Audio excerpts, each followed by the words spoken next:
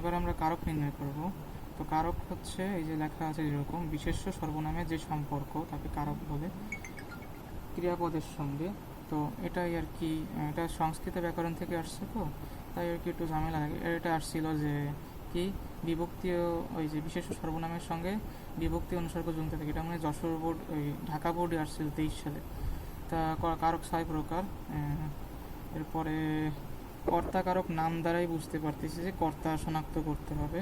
তা এখানে হাতিরা এই যে কাজটা করে সেটা তো বুঝতে পারতেছি, তারপর ছাগল এই যে খাচ্ছে এটাও তো বুঝতে পারতেছি। এমনি অনেক ক্ষেত্রে বস্তুও কর্তা হয়, কিন্তু যেহেতু আমাদের বইতে নাই তাই ভালো হয়েছে। আর এই কর্মকারকের ক্ষেত্রে এখানে গৌণ আর মুখ্য কর্ম আছে। তো গৌণ হচ্ছে মানুষ, আর মুখ্য হচ্ছে বস্তু। এই যেরকম কে যুক্ত থাকে, এটা মানে বোর্ড পরীক্ষায় আসছিল একবার।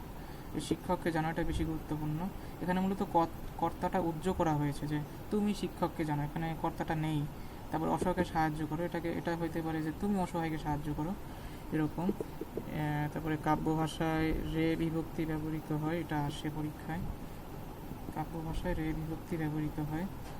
এরপরে আছে করণ কারক। করণ মানে হচ্ছে যন্ত্র সহায়ক উপায়, তাই এটা করণ কারক।